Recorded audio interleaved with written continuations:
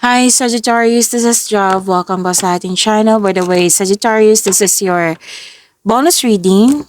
Yes, bonus reading na hindi po ito re-upload. Kundi this is your second video reading tungkol po sa inyo first half of the month of February from February 1 to 15, 2026. Gamitin ang reading na ito bilang gabay lamang. Tandaan Sagittarius, ito po ay general reading.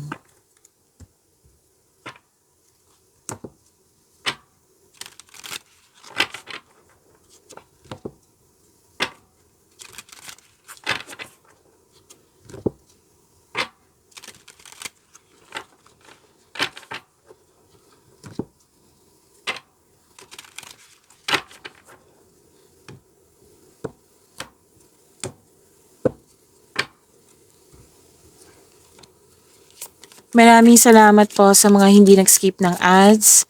Subscribe na po kayo sa ating channel at click bell notification para updated po kayo sa bagong video natin. Para sa mga gusto magpa-reading po, comment po kayo ng personal reading and check my reply sa comment section.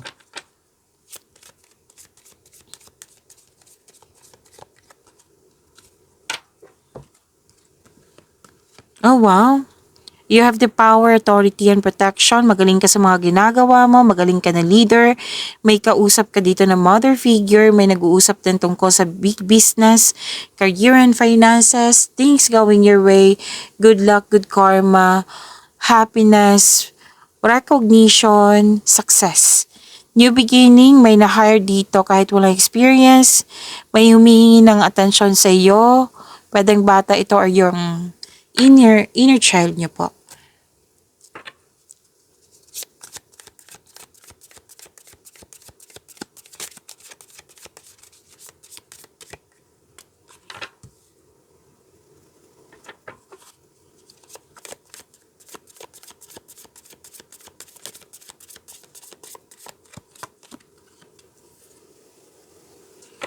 May transformation po. This is ending with new beginning, transformation. This is necessary change. Parang may tumiwalag dito, Sagittarius, tumiwalag, umiwas, or nagkaroon ng disconnection or separation.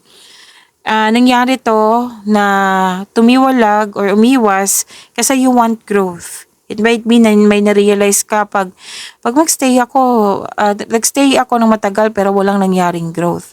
So, kailangan ko mag-move forward. Kailangan ko tong baguhin para magkaroon ng growth. Yan. So, pwede din nag-let go ka sa mga opportunities na hindi mo na kailangan. Pwede din po paglilipat to ng lokasyon, paglilipat ng bahay. So, growth always means leaving something behind. Pwede din na dating malapit sa iyo, Sagittarius, na nagkaroon ka ng loss of connection, babalik po, may balak na bumalik sa iyo para mag-reconnect. Or di kaya, yun nga, yung sinabi ko kanina sa inyo, separation, space, cool off. Pwede din po, change career ito. Pwede din na may stop kayo para subukan yung ibang bagay. Okay, so may end of contract din ako nakikita dito. Kung tanong nyo regarding sa money, may improve po. Hold tight, may improve po ito. May money matters will improve. So hold tight, kapit lang po.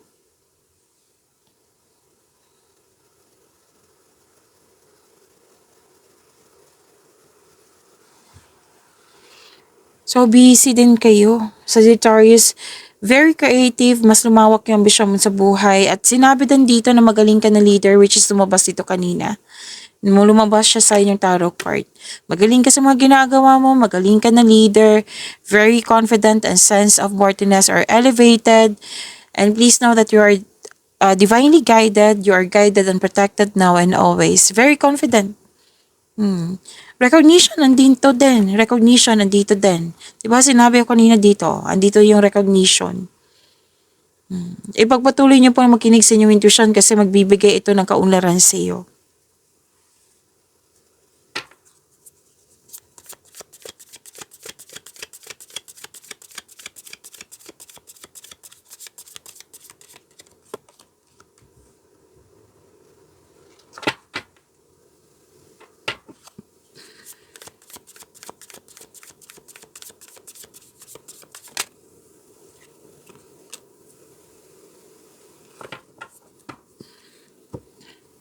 Sa career and money nyo po, may matatanggap kayo. May parating na malaking pera.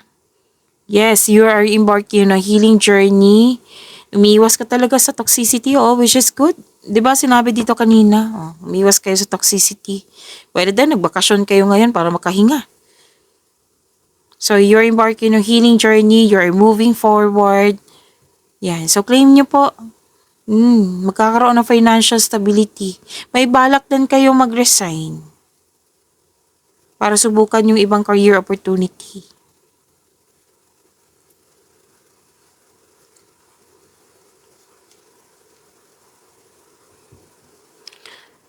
At sabi dito, mas lumawak yung ambisyon mo sa buhay, choices, may future plan. So, isang bagong chance para sa paglago ng iyong buhay karera. Kailangan po ng kilos para may sa katuparan to. And this is a second card na nagsabi po na you are divinely guided. So, meaning to say, itong opportunity na dumating sa'yo, chances, nakatadahan na to sa'yo. Oo. So, papasok kayo sa negosyo or may nagbigay ng support sa'yo like puhunan, ideas, moral support na para maabot mo yung layunin mo sa buhay. So, may support system dito. Mas lumawak yung ambisyon o idea ang gustong gawin. Mag-ingat lang po sa pagiging mainipin.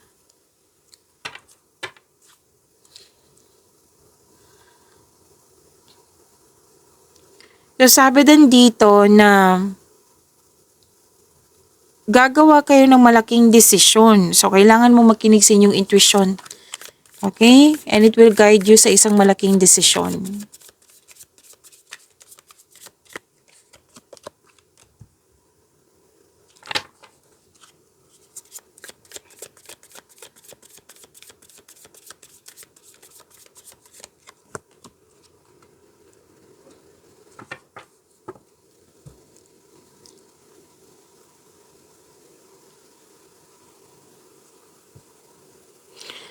Okay, by the way, huwag niyo kalimutan na mag-subscribe sa channel natin at i-click yung bell notification para updated po kayo sa reading natin. Marami na kayong February video reading sa Sagittarius, so kung may time kayo, panoorin niyo po. Hanapin niyo lang po dito sa channel natin. Single ka man, marelasyon sa buhay mag-asawa, you are walking away. Kasi may toxicity nga. Kanina pa to, diba? From here to here and here. So, umiwas ka sa mga taong toxic dito na hindi nakatulong sa iyo kasi unhealthy na.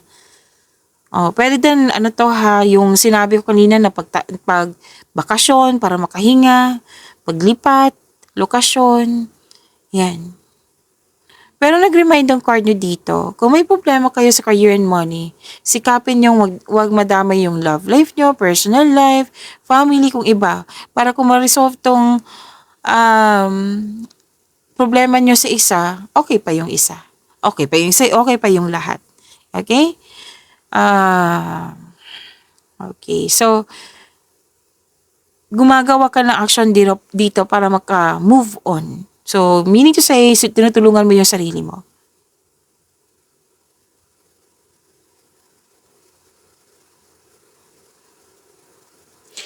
So, ipakilala mo na yung partner mo sa grupo ng tao or kayo ang ipakilala. Masaya kayo kasi very supportive yung group of people sa iyo or sa inyo. Tapos, sa single, may ma-open up mo yung past mo sa may kausap ka dito Pwedeng kaibigan, pwedeng ka-date mo. Nag-uusap kayo tungkol sa past. Nag-open up ka sa kanya or sa kanila.